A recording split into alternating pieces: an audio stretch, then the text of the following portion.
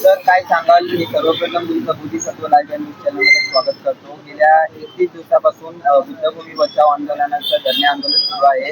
आज 31 दिवस संपूर्ण 31 दिवस झालेले आहेत, पण अद्याप बुद्धभूमी फाउंडेशनला प्रशासनाकडून किंवा KDNC कडून काही सकारात्मक उत्तर मिळालेलं आहे.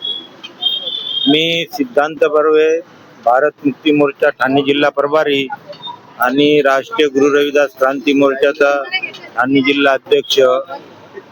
आज 31 दिवस होऊन सुद्धा प्रशासन आणि सरकार या बुद्धभूमीच्या बद्दल दखल घेत नाहीत आणि तिथं ब्रिज बांधून त्या बुद्धभूमीचे 2 भागात विभाजन केलेलं आहे आणि ती जवळपास 40 वर्षापासून ही जागा बुद्ध विहार आणि माता रमाबाई स्मारक आणि विपश्यना केंद्र असं उभारून तिथं हे जनतेतच तिथं काम चालू आहे.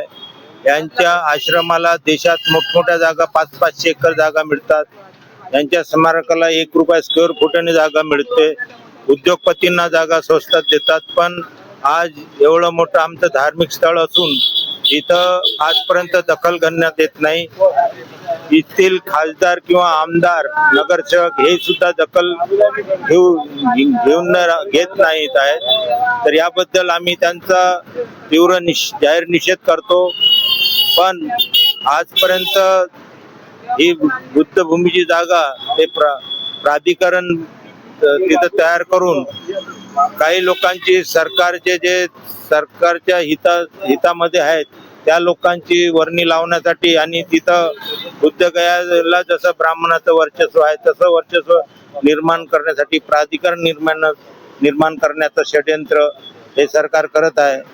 तर भंतेजी गौतम रत्न ते महाथेरो जे आहेत त्यांनी हे जाहीर केलेलं आहे की तिथं जर प्राधिकरण तयार झालं तर इथं अशी अट आहे की आमचंच तिथं कमिटी राहणार आहे आणि आमचंच कमिटी आम्ही जसं ठरवू तसंच चालणार आहे.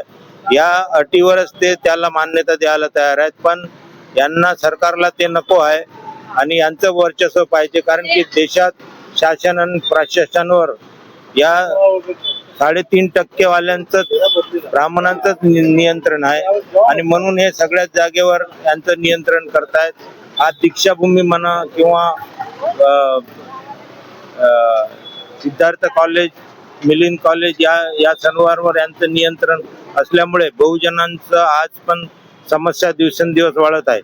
म्हणून या गोष्टीची शासन प्रशासन आणि येथील जनतेने याच्यात सहभागी होऊन याच्यावर तोडगा काढावा आणि आमची ही इच्छा आहे की याच्यावर योग्य निर्णय घेऊन याच्याबद्दल हे 31 दिवस भंतेजी आणि सर्व जनता आज इथं जे धरणं आंदोलन करत आहेत हे असं किती दिवस चालणार आहे. त्याच्यामुळे या गोष्टीवर निर्णय घ्यावा एवढंच मी बोलतो आणि थांबतो. जय भीम, जय भारत. काय सांगाल? बुद्धभूमी फाउंडेशनचं आंदोलन धरणे आंदोलन गेल्या 30 दिवसापासून चालू आहे. आज 31वा दिवस आहे. प्रशासनाकडून किंवा KDNC कडून तुम्हाला कशा पद्धतीने सकारात्मक उत्तर मिळालेले का अजूनपर्यंत? सगळ्यात आधी जय भीम सगळ्यांना.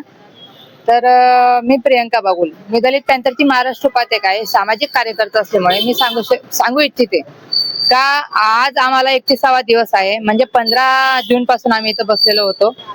तर आम्हाला जो न्याय पाहिजे यांच्याकडनं ज्या मागण्या आहेत, मी मागण्या म्हणत नाही, हक्क म्हणते. हक्काची आमची जागा आहे, त्या जागेवर आमचं नाव आहे, त्या 7/12वर आमचं नाव आहे. तर तो हक्क आम्हालाच द्यावा. अजून अशी आम्हाला कोणतीही भूमिका यांनी ठामपणे मांडलेली नाहीये. आम्हाला अजून पदर तोंड सुद्धा दाखवलं नाहीये. यांनी जे काळे तोंड केलेले आहेत ते काळे तोंड करून अजून ते फरार झालेले आहेत. अजून पदर ते आम्हाला भेटीत सुद्धा आलेलं नाहीये. तर मी एक त्यांना जाहीर आवाहन करू इच्छिते का लवकरात लवकर जर तुम्ही आमच्या जर मागण्या तुमच्या मताने मागण्या म्हणतायत त्या मागण्या जर तुम्ही पूर्ण केल्या नाहीत तर 101% सांगते मी तुम्हाला, तुमच्या खुर्च्या नक्की खाली होणार म्हणजे होणार हे मी सांगते, हे ठामपणे सांगते. बुद्धभूमी फाउंडेशनची पुढची भूमिका काय असणार आहे? त्यावर मग हा बुद्धभूमी फाउंडेशनचं एक पुढील स्वरूप असेल, आम्हाला म्हणजे जे विधान भवन आहे ते विधान भवन पण तर आमचा जो महामोर्चा निघणार आहे, जो विराट मोर्चा निघणार आहे, तोच आमचे पुढील आहे.